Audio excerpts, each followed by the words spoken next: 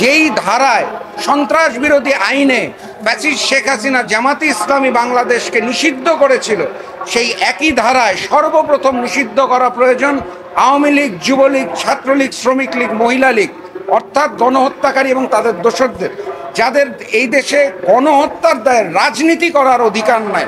অন্তর্বর্তীকালীন সরকার আসার পর আমরা যেটা জানতে পেরেছি সেটা হচ্ছে সেনা প্রধানের বক্তব্যের মাধ্যমে আমরা জেনেছিলাম যে ক্যান্টনমেন্টে অসংখ্য মানুষকে ওনারা নিরাপত্তা দিয়েছিলেন এবং পরবর্তীতে উনি জানিয়েছেন নিরাপত্তার বলয় শেষে তারা যে যার মতো চলে গেছে। আমার প্রশ্ন হচ্ছে, ক্যান্টনমেন্ট কোনো অপরাধীকে নিরাপত্তা দেওয়ার জন্য দায়িত্বপ্রাপ্ত নয়। বাংলাদেশ সেনাবাহিনী, শুধু বাংলাদেশ নয়, দুনিয়ার যে কোনো সেনাবাহিনী দেশের প্রতিরক্ষার কাজে থাকে, তারা কিন্তু কোনো অপরাধীকে নিরাপত্তা দেওয়ার দায়িত্ব নিতে পারে না।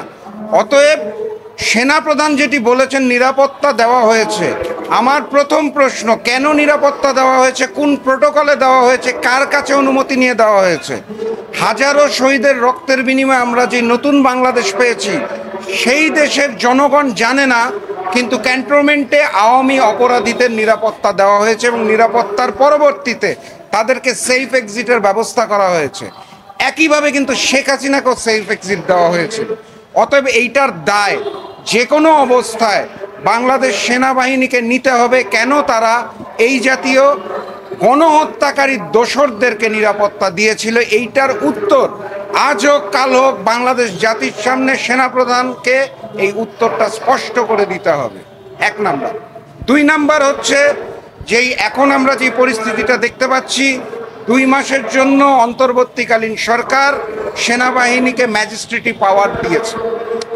আমি যেটা স্পষ্টভাবে মনে করিয়ে দিতে চাই, 1/11-এর পরবর্তীতে যে সরকারটা বাংলাদেশে এসেছিল, প্রথম কিন্তু সবাই তাদেরকে পছন্দ করেছিল, সাদরে গ্রহণ করেছিল গুণগত মানের রাজনীতির পরিবর্তনের জন্য।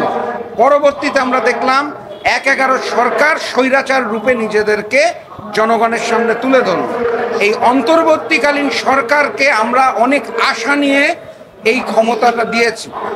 ইউনূস সাহেব থেকে শুরু করে যারা এসেছে তাদেরকে সাদরে গ্রহণ করেছে, কিন্তু এই মেয়াদ যদি দীর্ঘস্থায়ী হয় এবং ম্যাজিস্ট্রেটি পাওয়ারের মাধ্যমে যদি আবারও 1/11-র পুনরাবৃত্তি হয়, তাহলে স্পষ্ট করে বলতে চাই আবারও গণ অভ্যুত্থানের সৃষ্টি হবে, জনগণ রাজপথে নেমে আসবে।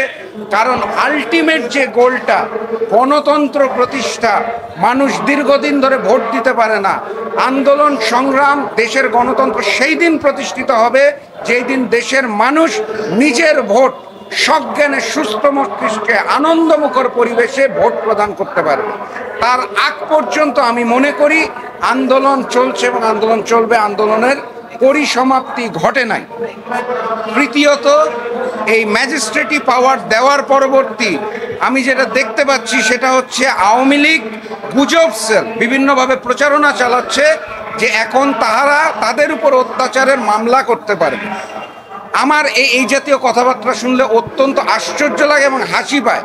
কারণ আমি মনে করি যে যেই ধারায় সন্ত্রাস বিরোধী আইনে ফ্যাসিস্ট শেখ হাসিনা জামাতে ইসলামী বাংলাদেশকে নিষিদ্ধ করেছিল, সেই একই ধারায় সর্বপ্রথম নিষিদ্ধ করা প্রয়োজন আওয়ামী লীগ, যুবলীগ, ছাত্রলীগ, শ্রমিক লীগ, মহিলা লীগ, অর্থাৎ গণহত্যাকারী এবং তাদের দোসরদের, যাদের এই দেশে গণহত্যার দায়ে রাজনীতি করার অধিকার নাই।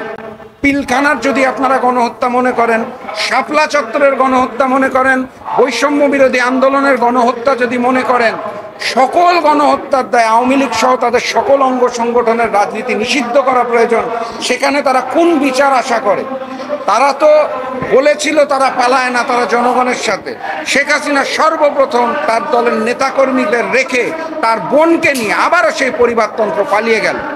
আপনারা যদি মনে করে দেখেন, 1971 সালে তার পিতা শেখ মুজিবুর রহমান একইভাবে বাংলাদেশের মানুষকে অসহায় করে দিয়ে 25শে মার্চের কালো রাত্রির আগ মুহূর্তে ওই পাকিস্তানে পালিয়ে গিয়েছিল তার নিজের নিরাপত্তার জন্য।